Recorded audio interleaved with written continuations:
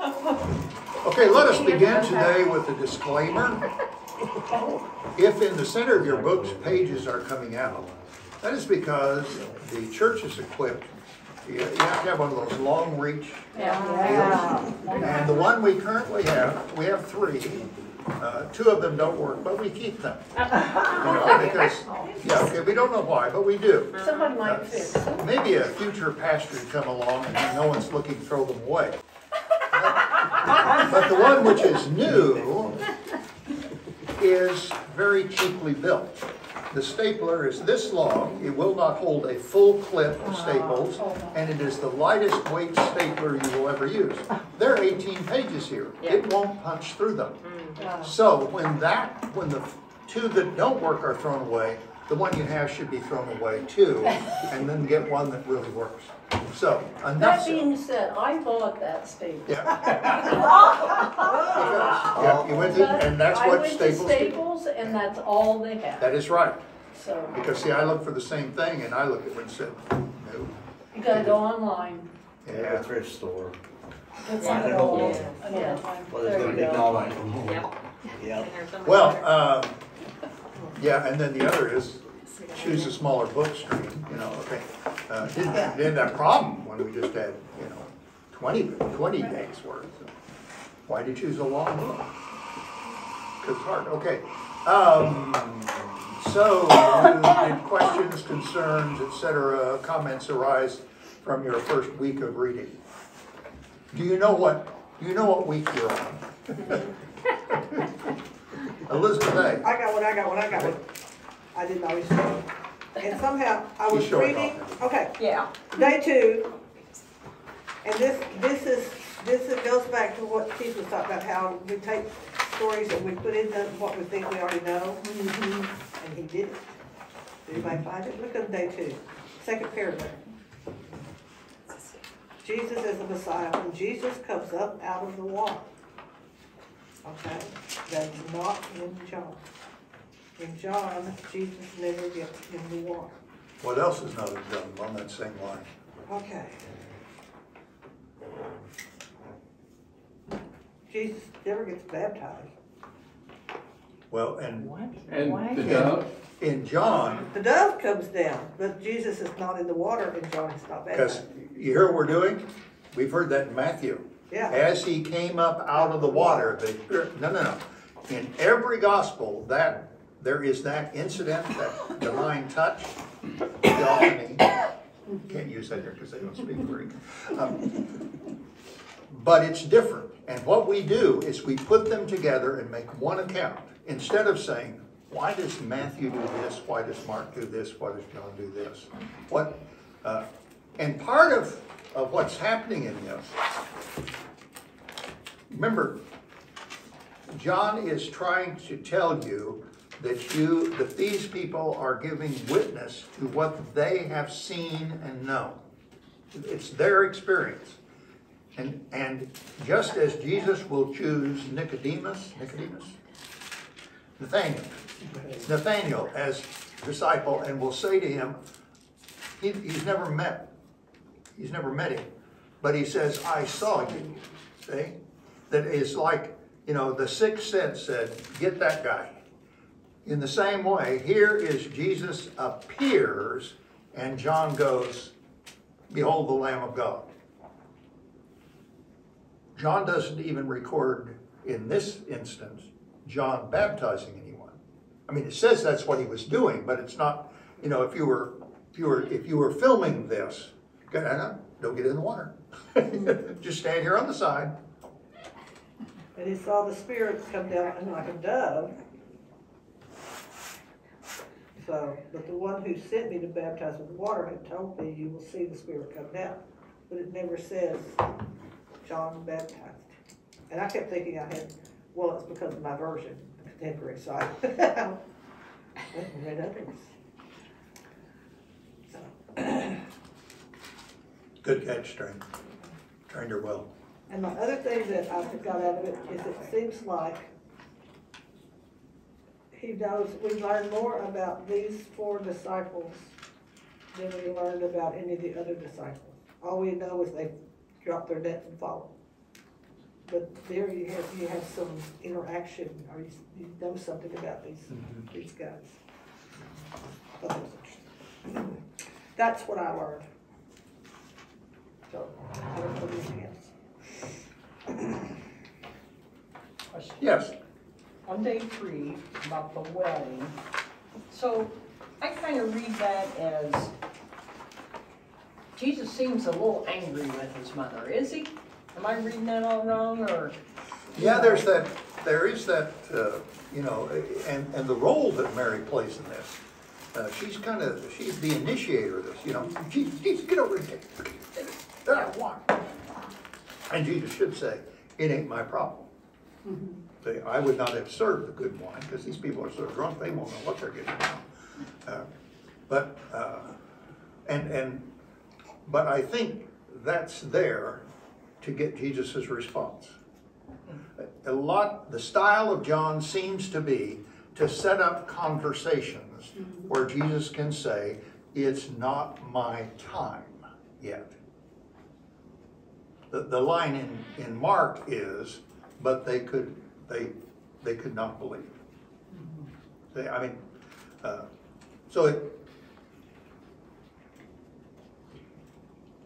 And maybe, you know, what do you interpret that for us? I don't know. A lot of time when we say, what do we take for us, we sometimes get very far from the lesson.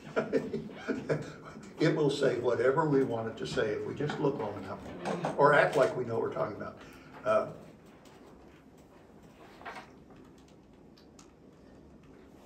Jesus is in control. There is the Jesus agenda, and that's all that's going to carry. It doesn't matter what anybody else wants to do. The Sanhedrin is going to try to arrest him in a couple of chapters, and the guards will go and not do it, and come back. Well, you know, that guy's pretty cool. You know, I like what he said. You know, and John's interpreted it because it was not his time. This is why we don't spend a whole lot of time at the trial of Jesus, because those people aren't in charge. Jesus is. It's why, you know, if you want to talk about Nicodemus, why didn't he speak up for Jesus? Well, what if he had? And they said, you know, you're right. Let's just let this go. That's not the way it's going to be, see? But yeah, and this is the only case where his mother and his brothers are with him. In the synoptics, they come because they think he's out of his mind, or he, you know, enough of this, come back home, get to work. But here, it's kind of like, Mom hasn't recognized that he's grown yet. I don't know. Yeah, yeah. And well, it kind of like when in the scripture where they tell him, your mother and brothers are here, yeah. and he goes, who is my mother and my brother? You know, so to me that just is a little bit of, I don't want to say it's arrogance, but you know, it's just, okay, you're missing my whole point. That's it. That's it. My mother and my brother? Yeah, I know who my mother and brother and sisters are. Right. But you're not getting the point. Yeah. You're my brothers and sisters, and you are each other's brothers and sisters. And see, it's not, that line isn't in John, but it should be. Right. You know, because you thought you were talking about blood kin, and I'm talking about spiritual kin. You know? Yeah. And what should always be, what you need to have back over here in the corner of your mind to ask yourself is, what was going on in the church of John that made this necessary? Had they once had that close-knit, supportive, encouraging kind of fellowship that, you know, as it says in the Acts of Apostles, that people joined them daily. They were so entranced by how great this community was. Had that started failing? Or is it whoever these Jews are he keeps talking about, had that become such a nagging presence that, you know, that this is a callback to that? My question about the wedding feast of Canaan is, that's a heck of a way to start your miracles. I mean, of all the things to couldn't you come up with a better occasion? And maybe that's what he's trying to tell Mom. You know, I didn't want to come to this wedding. Yeah, you dragged me here. But, Get on your good you know, clothes. this is not the time to start this. Yeah. But he did anyway. One of the things though that I think, oh, I'm sorry, Go ahead, go ahead. is such a challenge is to not make inferences from the things that we know from other place sources of other gospels and so on, and then bringing it into the text. Is, you know, we know that Jesus is the groom and the bride is the church, and then, you know, this new wine in Christ's blood. And so I bring all of these kinds of thoughts then to this text, and then it makes more sense to me. But it's not there, but it's here. So that's a challenge for me to bring this kind of stuff. And plus, you know, the Bible tells us plainly that honor your father and your mother and you'll be blessed. So Jesus is honoring his mom here. So bringing all of those kinds of thoughts and stuff to the text, which is, of course, eisegesis. I've sort of looked at it when you like bring that. something in and bring it in, you know. If you're a son and Mom drags you to something like this and she goes, now I want you to do this. Mom, I'm 30 years old. Give me a break. Do it. Yes, Mom. Sure. That's kind of the way I've always looked at it. Yeah. Yeah. He may have had a choice, but he didn't. Because you're right. Honor your father and your mother. Yeah. Yeah. And then he goes on from there to Capernaum, and then on back to Nazareth. And in Nazareth, he says, I'm not going to perform miracles, signs for you like I did there. And not a one of them is listed. I have no idea what happened. Whereas in the Synoptics, he started in Capernaum and all sorts of things happened. Yeah, the homogenized gospel is so pervasive because we don't work at separating sources to focus on meaning. That it's just about impossible to get out of that. But we have created a fifth gospel. As a matter of fact, I've seen one printed and I've lost track of it. It's called the Gospel of Jesus. And somebody sat down and did okay, here's all the stories we have of Jesus from these four sources. Let's put them together. Of course, I noticed that Mark is the least used, which means it's of no value to me because that is my favorite gospel, shortest. And that there's no valuing of the separate sources. They did a very interesting thing at CTS, Christian Theological Seminary in Indianapolis, forever ago. It's been at least 10 years, when the new president came who was very into drama. And so for Holy Week, what they did is they told the entire Passion story by the author. So there were four of them, Matthew, Mark, Luke, and John. And so, say Mark would start, and then when Luke had something different, he would just step in. And after all these three had done it, then John would come out. And of course, that. And it was really interesting to hear it that way because it was a different speaker each time going, oh, that's Matthew's edition, that's Matthew's change. And that they did it all from memory. So what else did you encounter? You have any, you've just begun to get in this two kind of layer thing. You're going to get a heavier dose of that just straight from Jesus in this coming week. But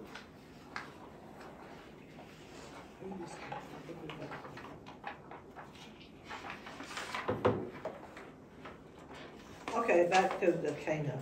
There's something marked in my Bible from before. He said that he didn't like it, but you know what? I have Bible studies and I have notes in here, and some of them are from what he wrote this time. So I know he talked this. Okay, and I paid attention. And it was where it says, this was Jesus' first miracle, and he did it in the village of Cana in Galilee. And then Keith's comment here in the book was, if no one notices, what's the use? And you kind of wonder. So they had good luck. But it goes on. There Jesus showed his glory, and his disciples put their faith in him. So the purpose of that may have been, and then afterwards it says, after this, he went with his mother, his brothers, and his disciples to the town of Capernaum, where they stayed for a few days. Another thing happened. So maybe the purpose of this was for the people around him to see his glory. That's what my Bible says. If John is the fourth in order of being written and somewhat distant from the first three, we don't know, like we talked about today, the church kind of decided to adopt Nicodemus as a good guy. What early traditions were there about Mary and the family of Jesus?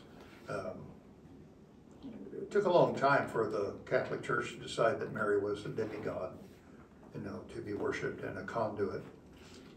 But again, how was that shaped by the church John was a part of?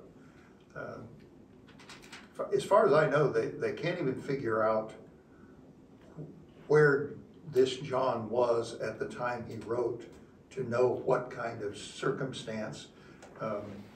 Obviously somewhere where there was either a lot of Jewish converts that were pressing you got to be a good Jew to be a good Christian, or a lot of resident Jews to oppose Christianity.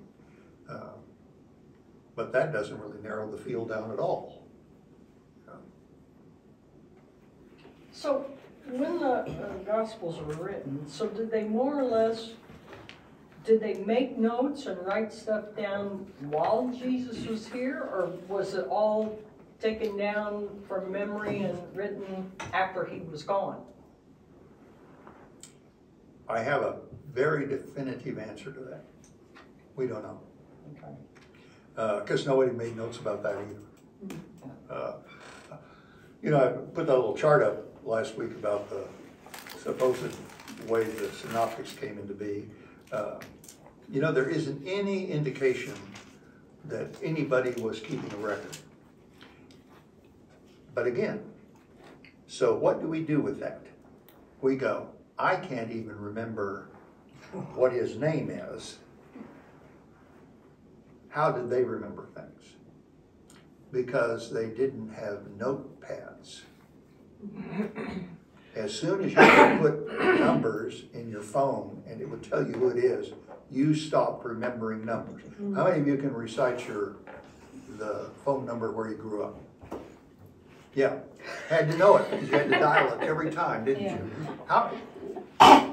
Were you one of those that had just a whole brain full of numbers that you could call? Somebody say, what's the office number? It's 362-1719. Like that. Can't do that now because you don't do it now. So that the conveying of memory by word of mouth, we think will be, if I start a deal around by whispering it to you, it'll be God knows what. They wouldn't have had a problem with that. See, and we can't imagine that. So, a completely different cultural experience.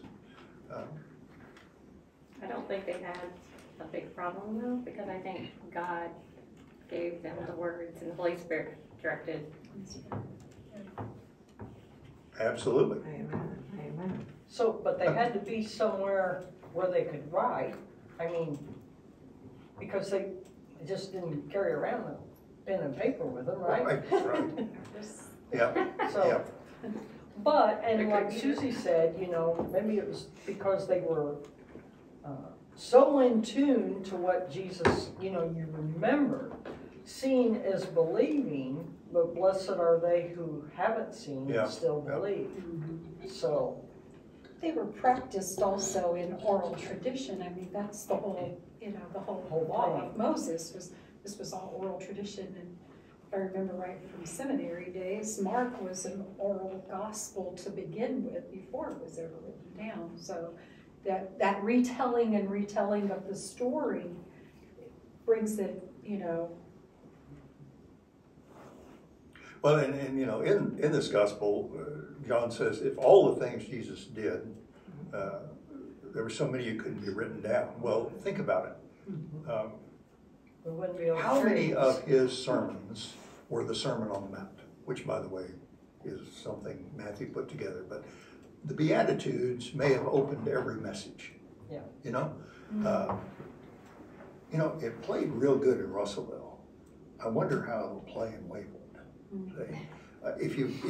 If you've got a condensed message, do you start with one of the things I love about being retired and doing supply ministry? I can take the 3 best sermons I have and use them, and they all love them, and I never have to write anything.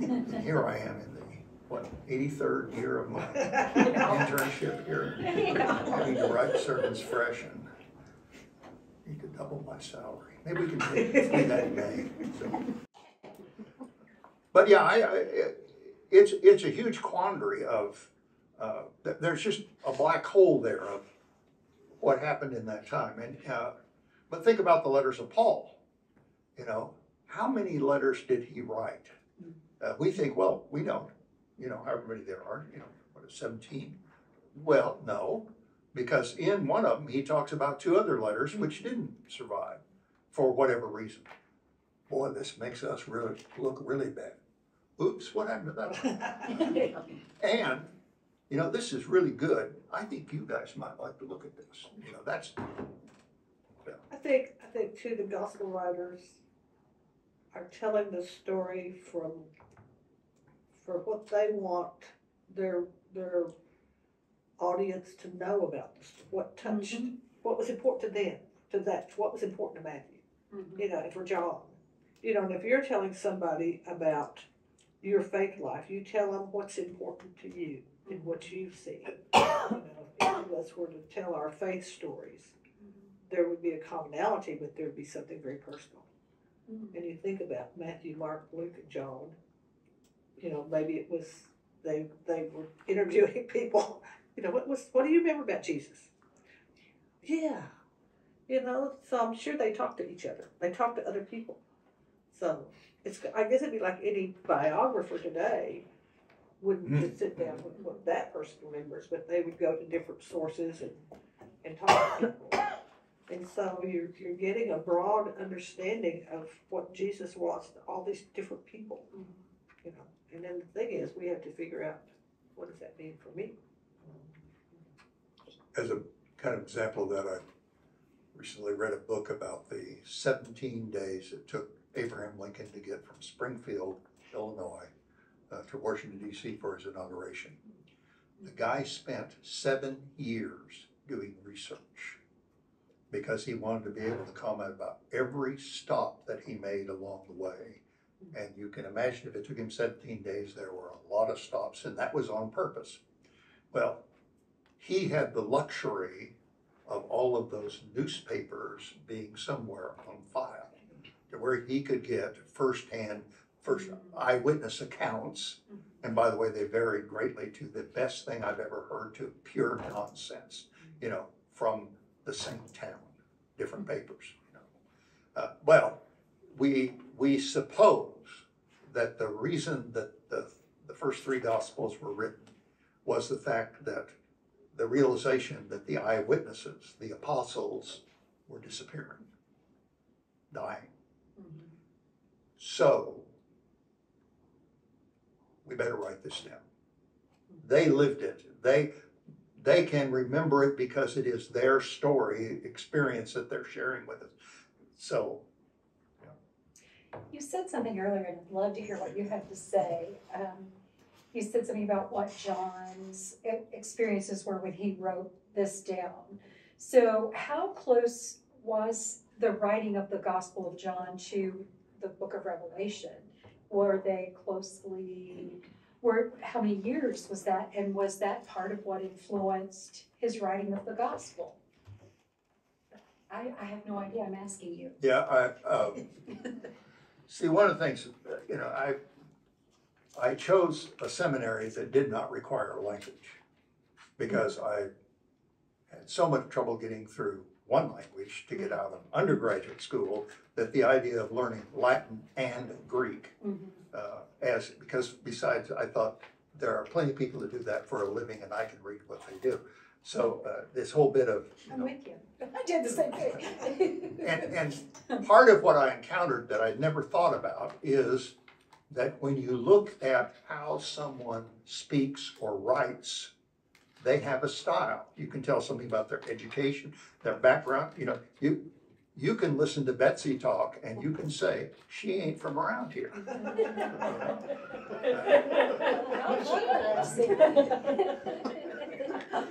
But, and when you apply that to writing, you know, you go, oh, well, like for instance, at the end of the Gospel of John, most scholars agree it probably ended a chapter, there's been a chapter added. And linguists look at the original Greek, and there are something like, 1,000 words that appear in that chapter that don't appear anywhere else in the Gospel. You know, okay, so you go, okay, did someone else add that? Okay, so when you look at the three things attributed to John, the Gospel, the letters of John, and Revelation, there is linguistic differences. You know, did this guy really up his game and get better at his Greek writing? You know, but the situations are so radically different. John, the Gospel of John, is a very personal choice that you have to make. Revelation is to people who are living in the midst of organized, systemic persecution by the government. That was not a part of the rest of the books in the New Testament. That the threat was there. It was experienced, but not as a fictional act of the government. Okay. By the time of Revelation, every citizen in the empire was required every year to step before a Roman official, take a piece of incense, and offer it as a sacrifice and say, Caesar is Lord. That was not a political statement. That was a religious political statement. And what was the basic confession of faith in the church? Jesus. Jesus is Lord. Okay. So when it's your turn to go before the magistrate, what are you going to do?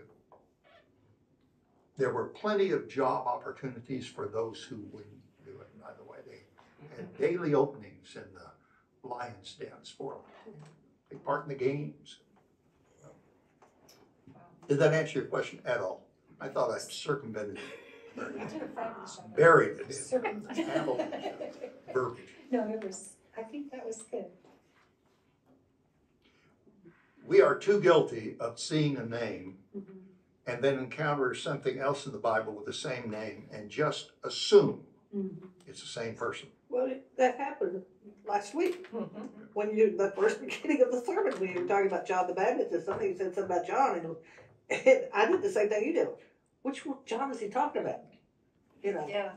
And so. Because the gospel writer doesn't use the full title, John the Baptist. Right. It's John. Yeah. John 1 and John 2. No, that we've already done that. That's who. And John Mark. Yeah. John Mark, yeah. Yeah. Yeah, the real name. What else? I want you to continue to, you're not going to be able to avoid it, this two-level layers of conversation.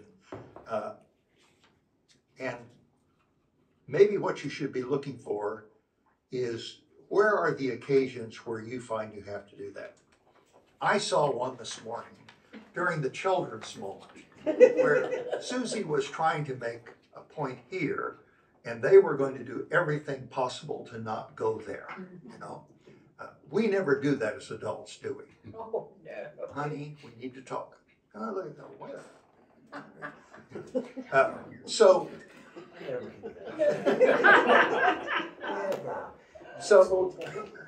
where are the occasions that we find ourselves either doing the same? Anytime someone with a different political view comes, I run. I just don't want to face it anymore. I'm just tired of it. I might as well just run into that wall 50 times for all the difference it makes. You know, it's like Jesus is forever frustrated trying to get us to look at something more significant. And yeah, how do we do that? The other thing is continue to look for examples of this concept of witnesses being brought to give testimony. And how is it, where is it, how do they authenticate their testimony?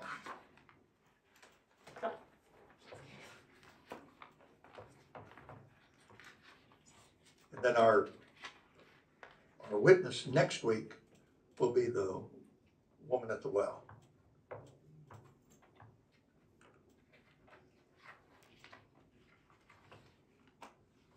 And I'm sure that Susie's moment with children will be to discuss, now boys and girls, what is it like for a woman to have 5 husbands and to be living with one who's not her own? I would be curious about that. Me too, I'm not gonna find out now. I loved the emphaticness of, is it Atticus? The whale was a fish. Or something. He was so emphatic. And I thought about what you said last week about him, is he's so smart and he's learning so many things, and like you mentioned something, he knew all about wherever he had read about whales, he knew everything. I know, We could have just, he's a little I block. mean, just give it to him some Sunday, say, what are you gonna talk about today, Atticus? God, make one. There you go. And if that is done, then lunch should be served in the pew. Exactly. Yeah, if you did not see him dancing to the puppets this morning, you missed it. Oh, I recorded it. He was. Oh. And was Tanner okay with the puppets today? Yes, Okay. he knew all about it, and he goes, they're not real, are they? It's just you guys back there working with them. Yes, and that's fine with him. But you know, that's really a compliment. Oh, was. I saw him That's- leave, him and Bless his Mom heart. leave at the very beginning, because he had his hands over his. I'm just going by what Yeah. he told Alice in the beginning before church started. Yeah. I didn't watch But I didn't see him watching, but, I don't, yeah, we don't see those right, things. I know. One of you waved at us though. Okay. One It puppet. was scary. I always wait. Okay, so anything else you want to ask, say? About John. Yes, about John. That is why we're here, that's right, yeah. Yeah, we don't go anywhere. Yeah, this explanation that you put out there, for me, that has helped read through John is the fact that people are talking earthly. What we know, and Jesus is trying to get us to think on the spiritual level. That helped me as I started continuing to read through this. That opened my eyes to what I should be sort of looking for as we read through this. That was very helpful. I think it helps us not to feel quite so bad when the disciples who walked alongside Jesus are sitting there going, huh? Yeah. It's helpful. His ways are higher than ours. His thoughts are higher than ours. Mhm.